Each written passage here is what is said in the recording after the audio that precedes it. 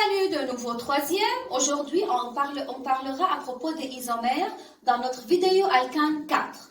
Ce sont quoi les isomères? On va découvrir en fait ensemble. C'est vous qui va découvrir la définition des isomères.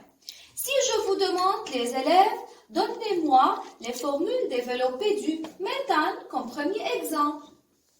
Si vous avez déjà bien étudié, vous allez savoir que pour le méthane, il n'y a qu'un seul atome carbone. Et par suite, la formule c'est CH4, c'est la formule moléculaire. Et voilà la formule développée, c'est H4 fois avec 4 liaisons simples. Il n'y a pas d'autre possibilité. Si je vais vous demander de me donner les formules moléculaires et développées de l'éthane, encore une fois, si c'est déjà bien préparé, vous allez savoir, pour l'éthane, il y a 2 carbones. 2 carbones, alors il s'agit du C2H6.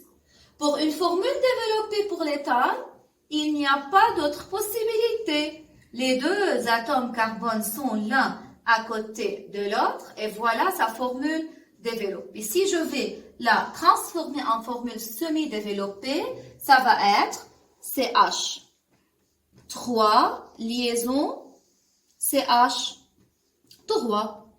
Encore une fois, si on va prendre un troisième exemple, celui du propane, donnez-moi la formule moléculaire et développée du propane. Si c'est préparé, on sait bien que c'est ce sont 3 atomes carbone pour le propane et par suite, CnH2n plus 2 sera C3H8. Comment on peut les placer? 1, 2 et 3 avec les liaisons hydrogène. Est-ce qu'il y a d'autres méthodes à arranger les atomes carbone? En fait, il n'y a pas. Alors, si je vais donner la formule semi-développée, ça va être ce premier groupe, CH3, lié à CH2, lié à CH3. On va faire le même travail pour le butane. Pour le butane, ce sont 4 atomes carbone. Alors, la formule moléculaire, ça va être C4H10. Donnez alors la formule développée.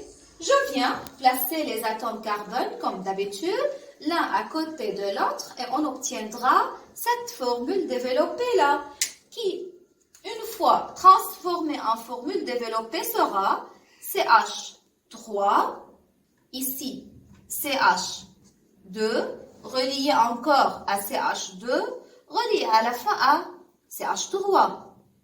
Mais soudainement, un élève vient me poser la question. Madame, par exemple, moi je ne veux pas mettre les 4 atomes de carbone l'un à côté de l'autre. Est-ce que je peux faire cette formule-là et considérer que c'est le butane? Je vais placer le 4e atome carbone ici, comme une ramification. Alors, ça va être de cette façon-là.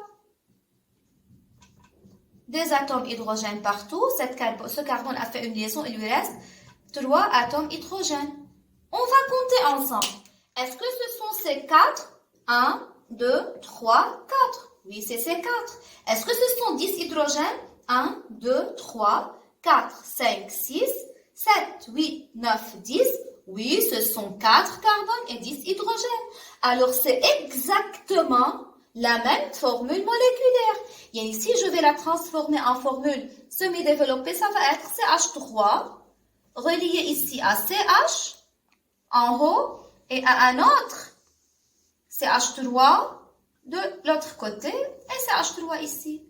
Alors, les composés 1 et 2, tous les deux ont la même formule moléculaire. Si on vient compter les atomes carbone, on trouvera 4 carbones. Si on vient compter les atomes hydrogène, on trouvera 10 hydrogènes. Alors, les isomères sont des composés chimiques ayant même formule moléculaire, mais différentes formules développées ou semi-développées. Avec un exemple supplémentaire, on va faire le même travail pour le pentane. Donnez tout d'abord la formule moléculaire. Le pentane renferme 5 atomes carbone. Alors, c'est 5H12. Si je vais donner les formules développées ou bien semi-développées du pentane, on aura encore une fois plusieurs possibilités. On aura encore une fois plusieurs possibilités. On peut avoir les 5 atomes de carbone liés l'un à l'autre sans aucune ramification. Et le reste, ce sont des atomes hydrogène, H partout. Voilà.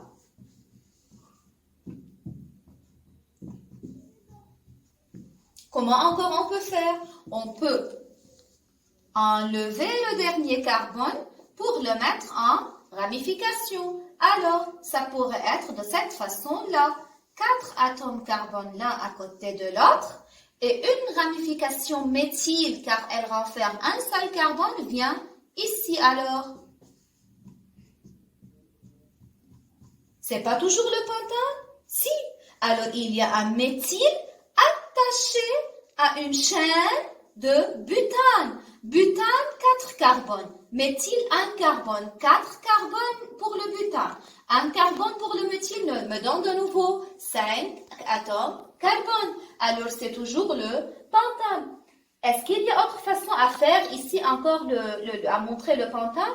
Oui, il y en a. Je peux garder 3 atomes carbone dans la chaîne principale, par exemple, et aller enlever un carbone de la chaîne principale, le mettre comme ramification. Et voilà, sur le deuxième carbone, je vais mettre une ramification méthyle en haut et une ramification méthyle en bas. Qu'est-ce qu'on aura de cette façon-là? On aura toujours un composé qui est formé de 5 atomes carbone et 12 atomes hydrogène. Alors que ça soit le composé 1, le composé 2, ou bien le composé 3, tous ces 3 composés ont la même formule moléculaire qui est C5H12, mais ont différentes formules moléculaires. Il s'agit ainsi de ce qu'on appelle isomères. Pour terminer avec notre idée de cours, les isomères sont des composés chimiques ayant la même formule moléculaire, mais différentes formules développées ou bien semi-développées. On va avoir ici une toute petite application directe à la notion des isomères. Alors, les isomères de structure précisément, c'est ce qu'on voit en troisième. Alors, dans les classes supérieures, vous allez voir autre type d'isomères. Alors, ce sont des composés chimiques ayant même formule moléculaire, mais différentes formules développées. Par exemple, c'est ce qu'on vient de voir en fait.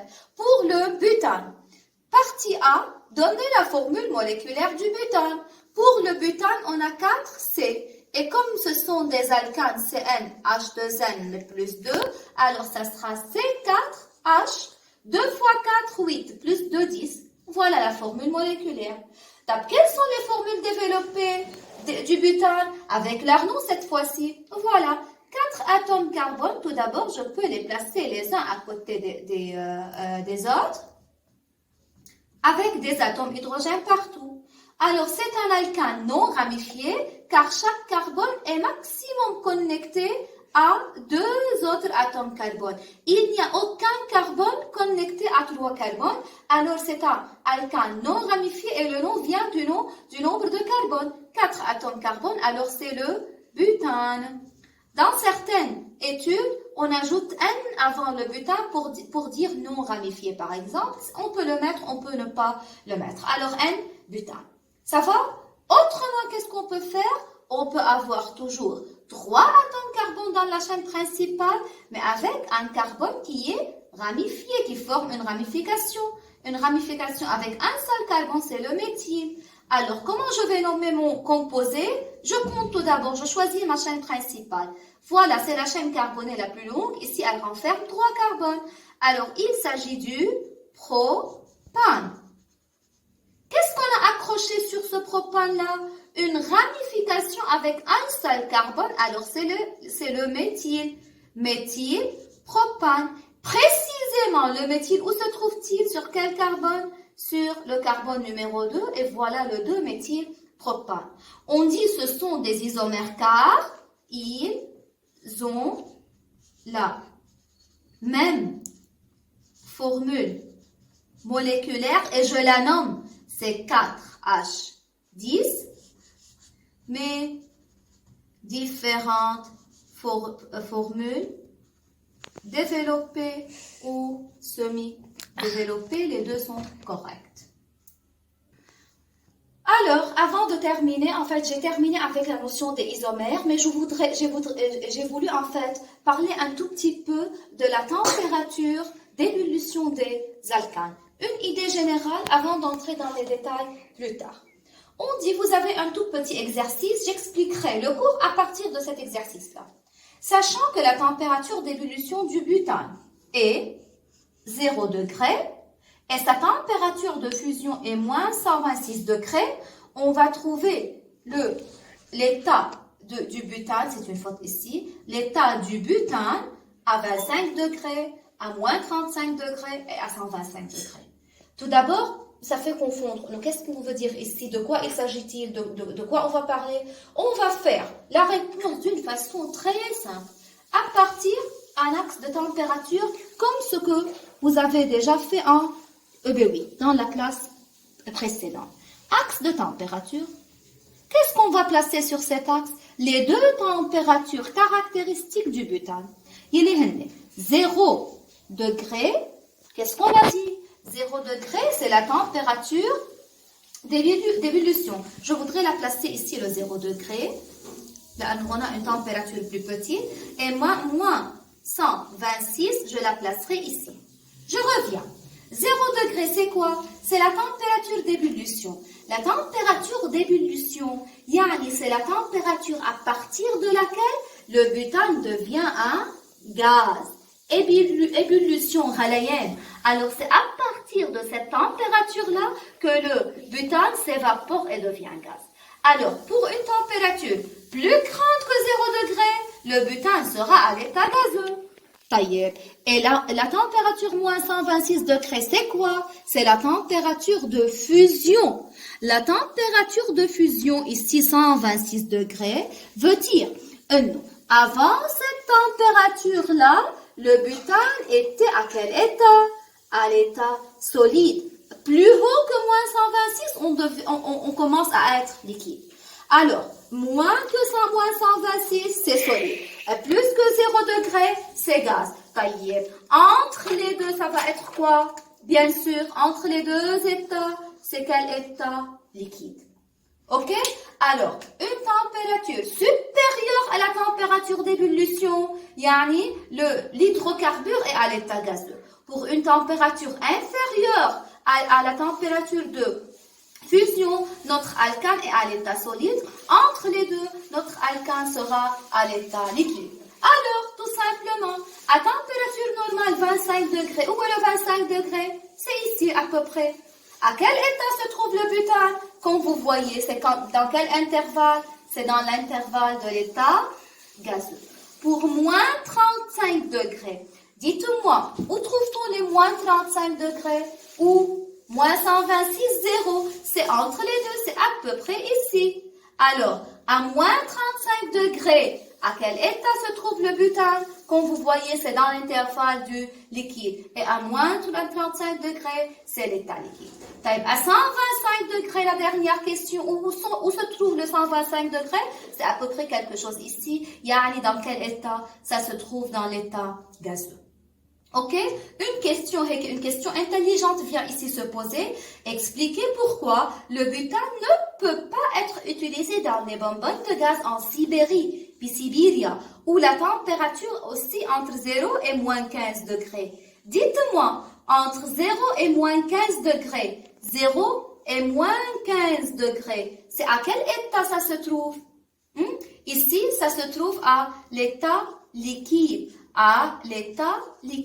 Voilà alors, en Sibérie, entre 0 degré et moins 15 degrés, la température ambiante est 0 degré et moins 15 degrés. Le butane va être à l'état liquide. À l'état liquide, ça veut dire il ne peut pas s'évaporer, il ne peut pas être utilisé sous forme gazeuse. C'est pourquoi en Sibérie, on ne peut pas utiliser le butane car il reste toujours à l'état liquide à température ambiante et c'est pourquoi qu'on va essayer de remplacer le butane avec autre gaz qui va être à l'état gazeux dans les conditions convenables de ce pays-là. J'espère que ça a été bien clair. Alors, on a montré dans cette vidéo la définition des isomères et la température, comment préciser l'état d'un alcane à différentes températures. Dans la vidéo qui va venir, on va voir comment la température varie avec les différents isomères des alcanes. Merci bien et à bientôt.